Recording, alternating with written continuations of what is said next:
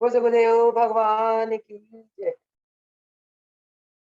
योग योगेश्वर महापुर रामलाल जी, योग Martha number 1 से भगवान हम सभी के प्राणाधार सत्सुर स्वामी गिरिराज जी महाराज जी के श्री चरण कमलों में साष्टांग दंडवत प्रणाम प्रणाम करते हुए प्रभु जी के चरणों का आशीर्वाद लेते हुए आइए आज सत्संग आरंभ करते हैं। गुरुदेव की बहुत अधिक कृपा है हम पर, जो जिन्होंने इस कलयुग में हमें अपना लिया, क्योंकि प्रत्येक जीव के अंदर परमात्मा दिव्य शक्तियों के साथ विराजमान है।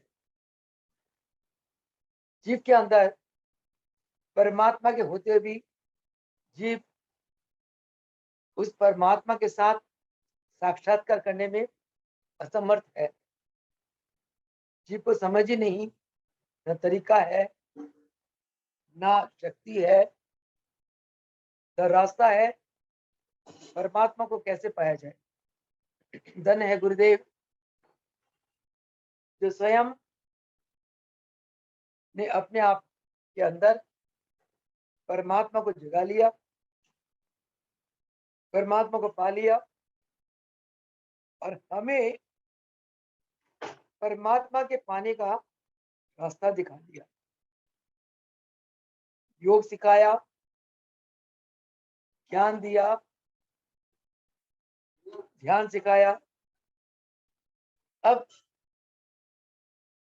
हम बच्चों के ऊपर है कि हम गुरुदेव की उन दिखाए हुए मार्गों को कितना अनुसरण करते हैं, उस मार्ग पर कितना चलते हैं, कितना ध्यान भजन सत्संग करते हैं, कितना उनके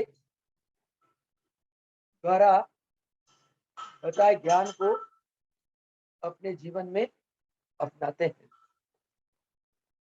जो भक्त जितना अधिक गुरुदेव की आज्ञा का पालन करता है, जितना अधिक प्रयास करता है परमात्मा की प्राप्ति के लिए, निश्चय रूप से आपको बता सकते हैं कि गुरुदेव उन पर कृपा करते हैं, अथाह कृपा करते हैं और उन्हें परमात्मा के साथ साक्षात्कार करा देते हैं। उन्हें अपने अंदर परमात्मा की अनुभूति करा देते हैं। गुरु के सिवा ये महान कार्य कोई भी नहीं कर सकता। गुरु भी हो योगी गुरु, क्योंकि संसार में परमात्मा के पाने के लिए जितने साधन है, योग के साधन सर्वोच्चम साधन है।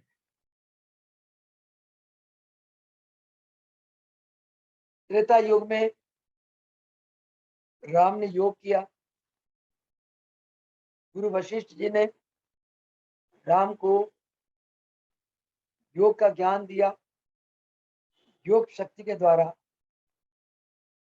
राम को परमात्मा के साथ अभेद कर दिया।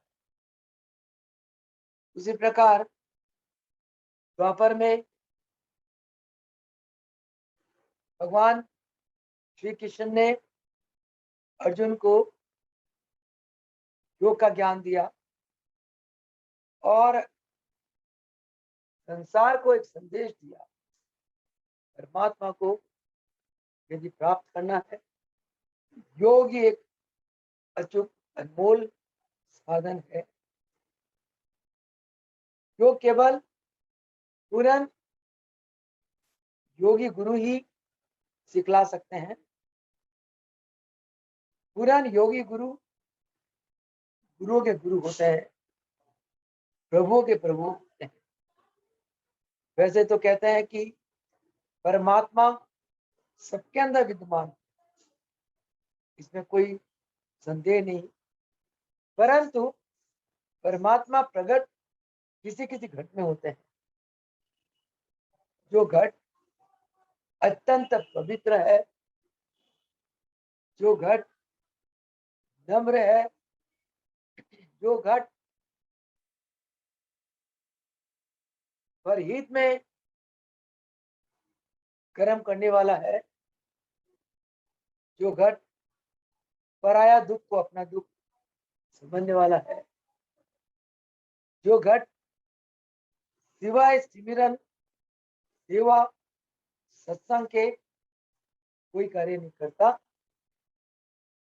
जो घट दिन रात भगवान के चिंतन में रहता है, ऐसे घट में भगवान स्वयं प्रकट हो जाते हैं और ऐसे घट में प्रकट होकर उनकी शरण में आने वाले जीवात्माओं का कल्याण करते हैं।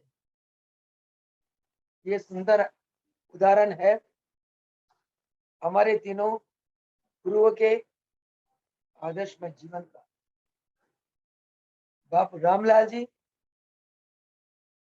अनंत कलाओं के साथ अवतार लेकर नरचोला में आकर उन्होंने योग का संदेश दिया, अनेक अनेक जीवों को भवसागर से पार करके उन्हें परम पद अभय पद का दान प्रदान किया। उसी प्रकार मुल्केश्वर भगवान ने दर्शाया किस प्रकार एक शिष्य गुरु के चरणों में पूर्ण आत्म समर्पित होकर अनंत ईश्वरीय सिद्धि शक्तियों को प्राप्त करके संसार का जगत का कल्याण कर सकता है। उसी प्रकार हमारे गुरुदेव दिवधर महाराज जी ने अपने आदर्श में जीवन में दिखाया, कर्म योग और भक्ति योग के द्वारा किस प्रकार हम परम पिता परमेश्वर के साथ अभेद हो सकते हैं, किस प्रकार हम ईश्वरीय अनंत शक्तियों को प्राप्त कर अपना अपने परिवार का संसार का कल्याण कर सकते हैं। तो आइए सत्संग इस भवसागर पार करने के लिए एक अमोघ अस्त्र है। सत्संग रूपी नौका में जो जीव चढ़ जाता है वह आसानी से भवसागर पार कर जाता है। भवसागर का मतलब संसार सागर, जहां अहंकार है, राग है, द्वेष है, अशांति है, तेरी मेरी है, लोभ है, मोह है, काम है, ममता है, माया है, ये सभी सागर कहते हैं। जो इन तामसिक वृत्तियों से अपने आप को उठा लेता है, सात्विकता में ले आता है और ईश्वर की आराधना में अपने आप को बस रखता हुआ इस संसार से जाते हुए परम पिता परमेश्वर से अभेद हो जाता है और इसका निवास ब्रह्मलोक में होता है, दिव्यलोक में होता है। ऐसे अवस्था में प्राप्त पुरुष के लिए कहा जाता है, इस पुरुष ने भवसागर पार कर लिया। अब आइए अपने जीवन के कल्याण के लिए हम कुछ अनमोल बातें जो धर्म ग्रंथों ने कहा, गुरुदेव ने सुनाया और परमात्मा की तरफ से जो वाणी सुनने में आई, उस अनमोल बातों का सत्संग करें सदगुरु भगवान फरमाते हैं कि चाको का चुना चाहिए सुई शहंशाह। जब हम केवल भगवान को प्राप्त कर लेते हैं और प्रार्थना करें, हे प्रभु आपकी दया से मैं परिपूर्ण हूं, हर प्रकार से मैं रजा हुआ हूं, आपकी दया से मुझे संसार की कोई वस्तु की चाहना नहीं, मैं केवल आपको पाना चाहता हूं। इस प्रकार की प्रार्थना जो भक्त करता है, भगवान अवश्य भक्त के अंदर आकर प्रकट हो जाते हैं। उस भगत को भगवान की अवश्य प्राप्ति हो जाती है। भगवान की प्राप्ति में वह भक्त हर पल आत्म संतुष्ट रहता है, हर पल आनंद में रहता है, हर पल भगवान के गुणानुवाद गाता है, संसार को भगवान की महिमा सुनाता है। और ऐसे भक्त जिसको भगवान मिल जाए, उसे संसार की वस्तु की क्या आवश्यकता है। वह विष्टासम सांसारिक सुख भोगों को त्याग देता है। हमें हर पल अपने आप को आत्म स्वरूप में धारणा करना चाहिए कि हम आत्मा है, शरीर नहीं है। हम आत्मा है और ये आत्मा परमात्मा की अविच्छिन्न अंश है। इस प्रकार जब हम आत्मा में स्थित हो जाते हैं तो हमें अपने अंदर एक बहुत शांति की प्राप्ति होती है और अंदर की शुद्धि बुद्धि इसका हमें अनुभूत होता है। और ये भी अनुभूत होता है कि मैं परमात्मा का अविच्छिन्न अभिन्न अंग हूं। ऐसे अवस्था में जीव को क्या अनुभूत होता है? मैं शुद्ध हूं, मैं बुद्ध हूं, मैं निरंजन हूं, मैं निर्विकार हूं, मैं निर्लेप हूं, मैं निष्काम हूं और मैं पूर्ण काम हूं। इस प्रकार की धारणा केवल सतगुरु की कृपा से ही शिष्य कर सकता है। महाराज जी फरमाते हैं योग में, जैसे अष्टांग योग में आता है, यम नियम आसन प्राणायाम धारणा ध्यान समाधि। जब हम यम नियम का पालन करते हैं, सत्य अहिंसा अस्त्य अपरिग्रह ब्रह्मचर्य नियम का पालन करते हैं, शोच संतोष तप श्रद्धा ईश्वर प्रणिधान, आसन करते हैं, प्राणायाम करते हैं, प्रत्याहार करते हैं, यानी कि अपने इंद्रियों के द्वारा अंदर का सुख अंदर का आनंद अनुभूत करते हैं, तब हमारी धारणा परिपक्व हो जाती है। महाराज जी फरमाते थे कि अगर तुम्हारी धारणा परिपक्व हो जाती है, तुम ध्यान की अवस्था में पहुंच जाते हो। ध्यान का मतलब तुम्हारा चित्त तुम्हारी आत्मा में स्थित हो जाता है और जिसका तुम संकल्प करते हो उन्हीं के तुम्हें दर्शन होने लगते हैं। जब इस प्रकार के एक शिष्य तो गुरु के दर्शन ही चाहेगा। इस प्रकार के एक शिष्य को जब गुरु के दर्शन होते हैं प्रकाश रूप में, वह उस दर्शन को पाकर शुद्ध बुद्ध तन और मन का शुद्ध बुद्ध को बैठता है। उसके अंदर ना कोई संकल्प आता है, ना कोई विकल्प आता है। और महाराज जी फरमाते हैं, जब शिष्य की ऐसी अवस्था आती है, अवस्था में शिष्य अपना शुद्ध बुद्ध खो बैठता है, न धन की परवाह, न स्थान की परवाह, न मन की परवाह। ऐसी अवस्था में शिष्य की को व्यवस्था प्राप्ति होती है, उसे कहते हैं समाधि।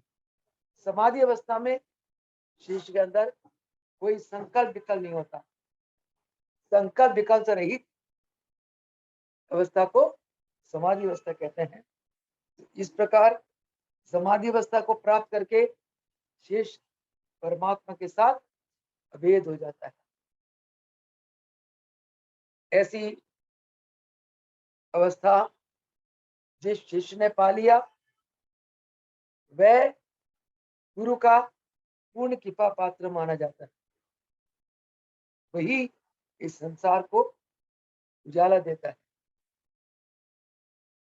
एक भजन महाराज जी मुल्केश्वर भगवान के चरणों में गाया करते थे, कृपा सिंधु जिस पर हो कृपा तुम्हारी, उसका है प्रीतम वह तेरा पुजारी। कहते हैं कि उसी ने दिया इस जगत को उजाला, उसी ने दिया इस जगत को उजाला, तेरी ज्योति खटखट में जिसने निहारी, कृपा सिंधु जिस पर हो कृपा तुम्हारी, तो उसका है प्रीतम वह तेरा पुजारी। फिर कहते हैं कि अगला कहते हैं कि उसे मौत का भय कहा नाथ मेरे, उसे मौत का भय कहा नाथ मेरे, जिसने तेरी याद में जिंदगी गुजारी, कृपा सिंधु जिस पर हो कृपा तुम्हारी, तो उसका है प्रीतम वह तेरा पुजारी। तो इस प्रकार जब भक्त बड़े श्रद्धा प्रेम भाव से गुरुदेव के चरणों में भजन गाता है, गुरुदेव की अथाह कृपा उस पर बरसती है। अगला बहुत ही महत्वपूर्ण बात है कि जिसके घट में विश्व प्रेम हो वह भी प्रभु का कृपा पात्र है। जिसने भगवान को अपने अंदर पा लिया उसके लिए सभी भगवान का रूप है, यानी कि उसके लिए सभी अपने हैं। और अपनों पे क्रोध नहीं होता, क्रोध होता है दूसरे पर। जब कोई दूसरा है ही नहीं तो ऐसा भक्त किसी पर क्रोध नहीं करता, अपितु सबके साथ प्रेम बर्ताव करता है। भगवान कहता है जो मेरे भक्तों से प्रेम करता है मैं उसे हर पल अपने गोद में बिठाता हूँ, मैं उसे बहुत प्यार करता हूँ। और महाराज जी फरमाता है कि जगत में आकर सभी को अपना स्वरूप मानो। जैसे मुख में जीव है, दांत भी है, दोनों मेरे अंग है। कभी भूल से यदि जीभ दांत से दबकर कट जाती है तो हम क्या दांत को तोड़ देते हैं? नहीं तोड़ते। इसीलिए जीभ कटी तो मुझको पीड़ा हुई और दांतों में तकलीफ होगी तो भी मुझको पीड़ा होगी। फिर मैं कैसे किस पर क्रोध करूं? गलती से हो गया दांतों से जीभ कट गई, दांत तोड़ू तो मुझे पीड़ा होगी। जीभ कट गई तो मुझे पीड़ा हुई। तो मैं ना जीभ पर क्रोध कर सकती हूँ ना दांतों पर। दूसरे मैं तो क्षमा का भंडार हूँ, मेरे अंदर अपार शांति भरी है, क्रोध कभी मेरे मन में आ ही नहीं सकता। इस प्रकार जब हम अपने वृत्तियों को बना लेते हैं तो किसी का दोष हमें नजर ही नहीं आता। और हम सबसे प्रेम करने लगते हैं। कहते क्रोध को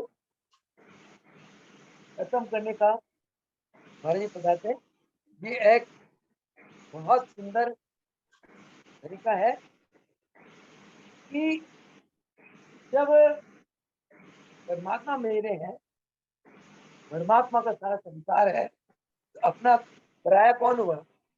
कोई पराया नहीं।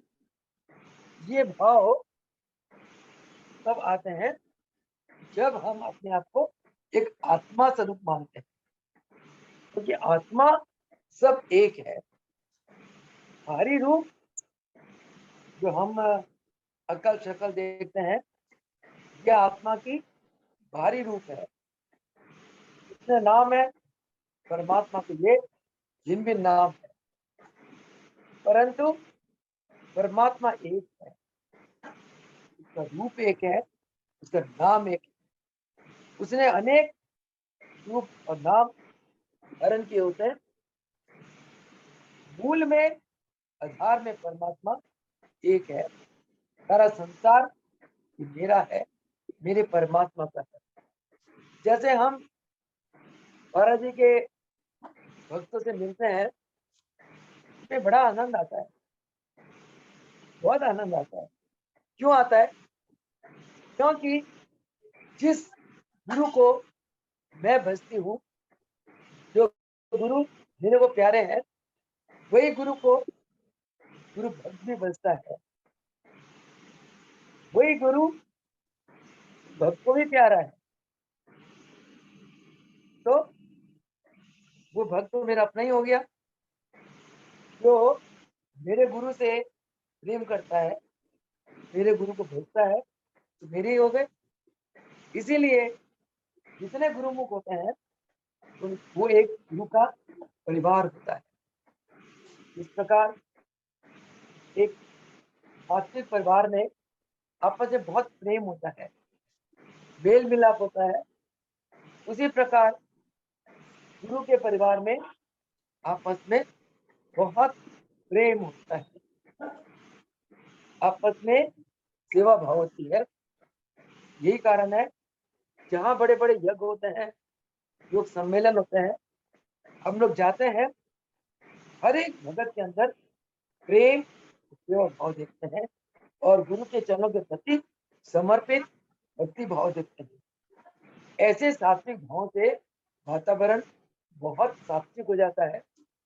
वातावरण में ईश्वर शक्ति प्रकट होती है। ऐसे वातावरण में अथाह प्राण शक्ति होती है और वो दिव्य प्राण शक्ति हमारे अंदर प्रवेश करती है। ऐसे वातावरण की ईश्वरीय शक्तियां हमारे अंदर प्रवेश करती हैं। तभी ऐसे योगों में जाकर जब हम वापिस आते हैं, ऐसा लगता है पता नहीं हम कितनी शक्तियां लेके जा रहे हैं। इसी को महाराज जी फरमाते थे कि तुम जब रामनवमी पे आते हो, इतने वातावरण हर्ष उल्लास होता है कि दिव्यता होती है। माँ रामलाल जी ईश्वर शक्तियों के साथ वहां प्रकट होते हैं और उनकी प्रकट होने पर जो उनकी जो शक्तियां किरणें हैं, सब भक्तों को छूती हैं। इसलिए हम पूरे साल भर तक, अगले रामनवमी तक मस्ती में रहते हैं। जीवन निर्विघ्न गुजरता है, जीवन सफलता से परिपूर्ण होता है, दिव्यता आनंद से परिपूर्ण होता है। तभी महाराज जी फरमाया करते थे, बच्चों तुम जब आते हो रामनवमी पे, एक साल के लिए अपनी बैटरी को रिचार्ज करा के जाते हो। एक दिन महाराज जी ने मुझे पूछा, सोनिया तू आज भी ना पसंद करती है कि मक्खन खाना? मैंने कहा महाराज जी आज तो मक्खन स्वाद लगता है, रोटी का मक्खन के साथ बहुत स्वाद आता है। कहते अच्छा, कहते फिर मक्खन खानी है? मैं कहा हाँ। कहते फिर चल रामनवमी की सेवा में। कहते सारा साल जो आश्रम की सेवा करी जा, सिर मुनाती जा, वो छाछ पीने के बराबर है। एक रामनवमी की सेवा कर, वो मक्खन खाने के बराबर है। मैं कहा महाराज जी मैं तो मक्खन खाऊंगी। बच्ची थी, जिद कर जाते थे, गुरु पिता भी लगते थे, माता भी लगते थे, और भगवान भी लगते थे, सखा भी लगते थे। बहुत रूप, जैसे गुरु का रूप देखते थे, मनोवृत्तियां वैसे हो जाती थी। कई बार कालों के काल भी लगते थे, क्रोध करते थे, ऐसा लगता था अब काल आया सिर पे, फिर तो चढ़ में पड़े रहना, डांट लो पीट लो जो मर्जी करो, आप ऐसे शक्तिमान है, हम तो आपके चरणों के धूल है। तो महाराज जी रामनवमी पे पूरे महीने की सेवा इस शैली को बचते रहे। गुरु पूजा में 20-22 दिन सेवा बचते रहे। उनके था कृपा है, आज भी इस उम्र में भी सेवा की ललक लगी रहती है। सेवा के लिए मन ललचाता रहता है। अचानक आज फोन आया कि हरिद्वार चलना है और सिविल इंजीनियर से डिजाइन लेकर कल काम शुरू करना है। पर फिर मन धर्म संकट में पड़ गया। कहीं दरबार में प्रभु जी की अन्य भक्ति नहीं आई है, मैं अगर एक ऐसी पवित्र आत्मा को पीट करके हरिद्वार जाऊं, यदि गुरु की सेवा, पर ये मेरे शिष्टाचार में नहीं आता है। मैंने एक बार सोचा चलो हरिद्वार को टाल देती, कोई बात नहीं, है तो गुरु सेवा, बहुत इंपॉर्टेंट सेवा, पर इधर भगत का शिष्टाचार, भगत के प्रति समर्पण में मेरे मन में धक्का लगा। फिर महाराज से पूछा, महाराज क्या करूं? फिर मैंने इनको मनाया, ईशा बहन जी को, चलो आपको अपने साथ ले चलती हूँ हरिद्वार, 2 दिन रल मिल के रहेंगे, परसों आ जाएंगे।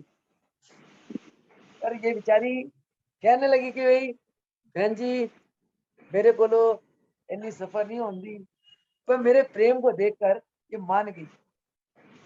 मैंने सोचा, मैंने इनको जल्दी जबरदस्त बना तो लिया, पर महाराज जी परमात्मा से किसी की आत्मा के ऊपर बोझा मत डालो। अपनी पावर का इस्तेमाल, या अगर वो भगत का आपसे प्रेम है, इस प्रेम का तुम नजायज फायदा मत उठाओ। वो तो तुमसे प्रेम करता है, तुम जरा प्रेशर डालोगे तो हाँ कर देगा, पर मैं सोचा नहीं, दबाव किसी की आत्मा पे नहीं डालना चाहिए, ये भी कर्म बनता है। मन वचन कर्म से किसको दुखाओ, वो तो कर्म बनता ही बनता है। महान पाप रूप है मन वचन कर्म से किसी को दुखाना, पर ये भी प्रेम के पीछे किसी के आत्मा को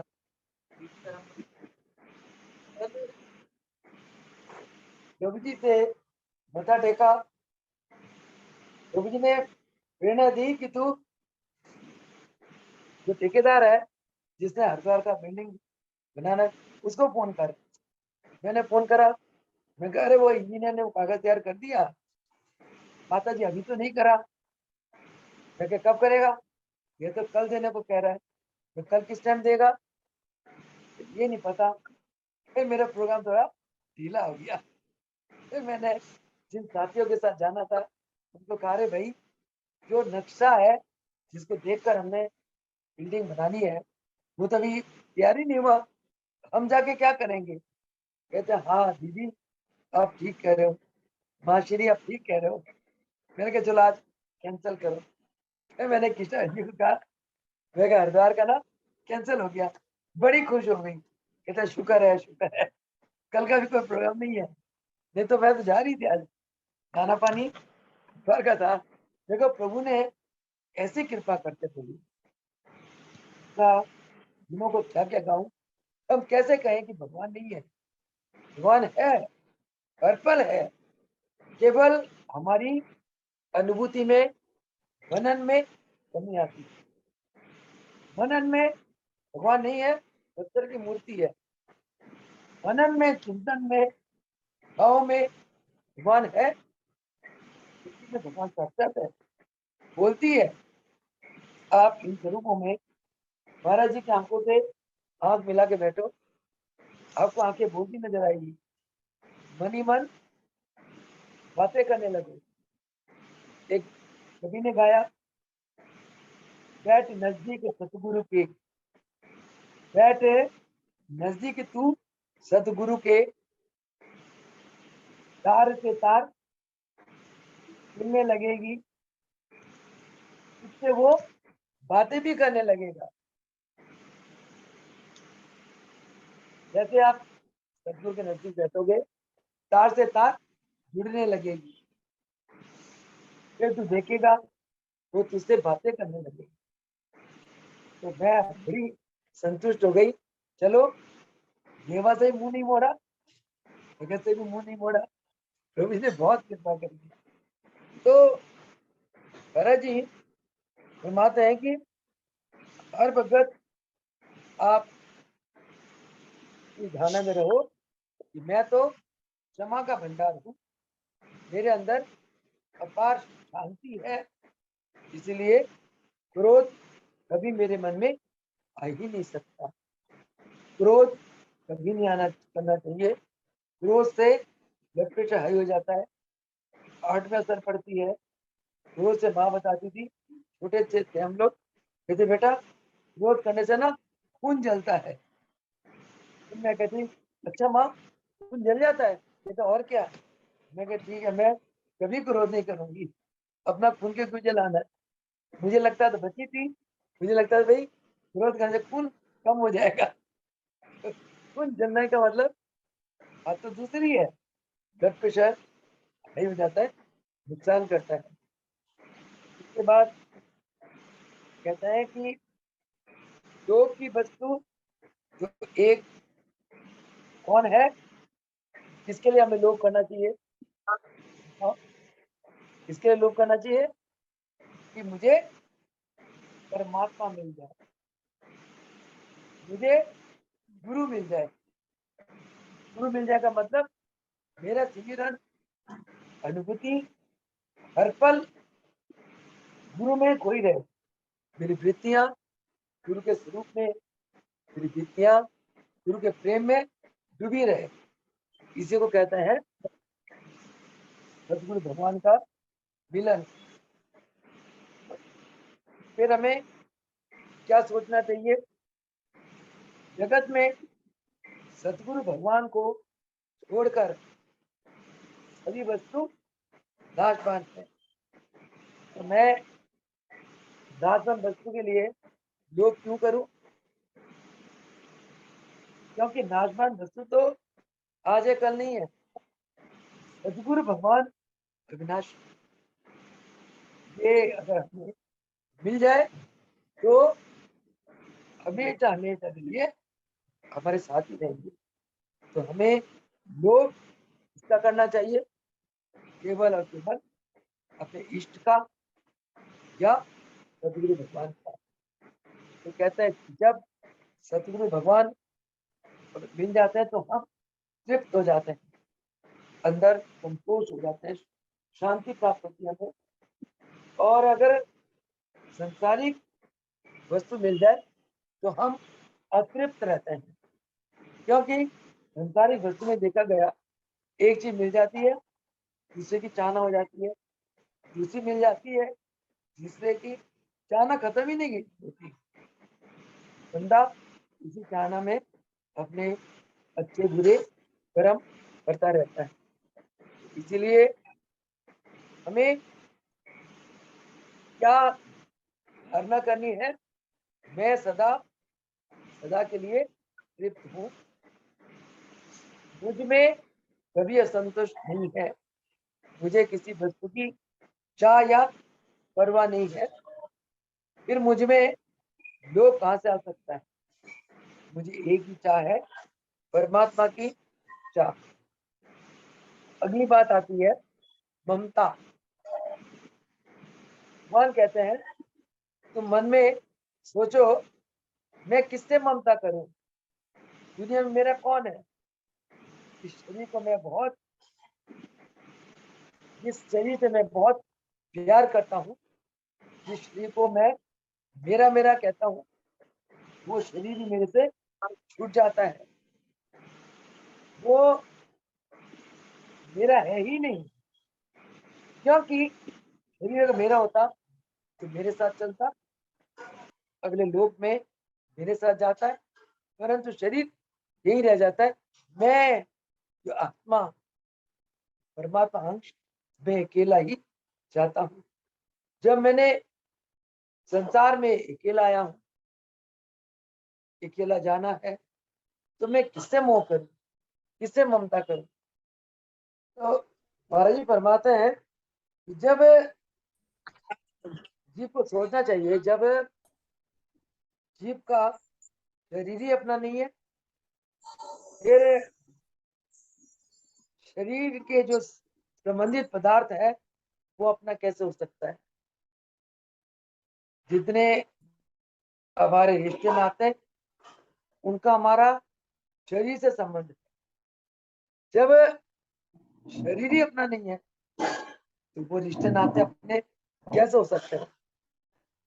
इस बात को बहुत गहनता से विचार करो, आपके अंदर निर्लिप्तता आ जाएगी।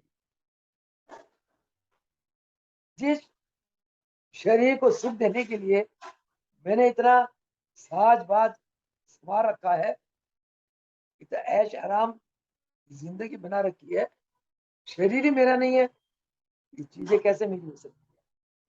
गहराई से विचार करो, आपको इसका जवाब मिलेगा। फिर कहते हैं कि मैं आत्मा की दृष्टि से ये सब कुछ देखता हूँ, तो सभी जगत मेरा आत्मा ही फैला हुआ है। अगर आत्म दृष्टि से देखूं, लगता है कि सारा संसार में मेरी आत्मा ही व्याप्त है। फिर सबको छोड़कर थोड़े से व्यक्तियों में और पदार्थों में मेरापन कैसे करूं, जब मेरी आत्मा सर्वव्यापक है? थोड़े चीजों में, थोड़े मनुष्य में मैं अपने आप को कैसे बांधूं? मैं तो विश्वव्यापी आत्मा हूं। तो इससे हमारी ऐसे विचारों से हमारी अज्ञानता चली जाती है। अज्ञानता दुख का कारण, ज्ञान सुख का कारण। अज्ञानता से इंसान नरक में जाता है, ज्ञान से मनुष्य देवलोक को जाता है, परमात्मा को प्राप्त करता है। परमात्मा को प्राप्त करने के लिए हमें चार चीजें जरूरत है: भक्ति, ज्ञान, सत्संग और निष्काम सेवा। चार वस्तु अगर हम जीवन में अपना ले तो न हम परमात्मा से दूर है, न परमात्मा हमसे दूर है। तो हमें क्या धारणा करना है? मेरा तो बस मैं ही हूं। मेरा क्या चीज है? मैं। ये मैं क्या है? ये मैं आत्मा। जब दूसरा कोई है ही नहीं तो ममता मैं किससे करूं? बहुत गहरी बात है कि ममता या आशा तृष्णा दूसरे से की जाती है, दूसरा तो है ही नहीं कोई, ममता किससे करूं? इसी प्रकार अकेले लिए एक और बहुत महत्वपूर्ण बात है, इसके बाद सत्संग को विराम देंगे, वह है अहंकार। अहंकार तो अज्ञानता में है। अज्ञान मुझको छू नहीं सकता, क्योंकि मैं कुछ भी नहीं हूं। मैं कुछ हूं तो अहंकार है, मैं कुछ भी नहीं हूं तो ये अहंकार से रहित भावना है। वाकई मैं तो हुई नहीं, ये तो आत्मा है। आत्मा सर्वव्यापी है, अहंकार कहाँ है? अहंकार को विनाश करने का एक बहुत सुंदर तरीका है। जो कुछ है वो आत्मा है, यानी कि परमात्मा है। आत्मा का विशाल रूप को परमात्मा कहते हैं। आत्मा परमात्मा एक ही चीज है, रूप अलग है। आत्मा जीव के अंदर होती है, परमात्मा संसार में फैला होता है। यही आत्मा जब परमात्मा का रूप बन जाता है, फैल जाता है, विश्वव्यापी हो जाता है, तो इसी को परमात्मा, परम आत्मा। जब अलग मैं हुई नहीं तो अमुक मैंने किया, ये मैंने किया, ये मैं करूंगा, ये मैं नहीं करूंगा, ऐसी अहंकार की बातें सोचने में ही नहीं आती है। वो सुखदेव भगवान की जय। तभी कहते हैं कि तुम आत्मज्ञानी बनो, आत्मनिष्ठा बनो। जो आत्मज्ञानी होता है वो अहंकार से रहित होता है, वही परमात्मा को पा लेते हैं। पर इस आत्मा का ज्ञान कौन दे सकता है? सतगुरु। गुरु गोविंद हो खड़े आपके लागे पाए, बलिहारी गुरु आपने जिन गोविंद दियो मिलाए। गोविंद क्या? अपनी आत्मा को जगाना, अपनी आत्मा से अज्ञानता के अंधकार को समाप्त करना। अब आपको समझ आ गई कि मैंने अपने अंदर क्रोध को कैसे समाप्त करना है, अपने अंदर के ममता को कैसे समाप्त करना है, और अपने अंदर से अहंकार को कैसे समाप्त करना है। इन्हीं शब्दों के साथ गुरुदेव के चरणों में बारंबार शुक्राना करते हुए, जिन्होंने बुद्धि दी, विद्या दी, बल दिया, वाणी दी, हर पल पल रोम रोम उनके चरणों में नतमस्तक होते हुए उनके चरणों का शुक्राना करते हुए आज के सत्संग को विराम देते हैं। वो सुखदेव भगवान की बोलो योगेश्वर जय भगवान, जय जय जय जय भगवान जय देवीदास भगवान की जय। जय जय जय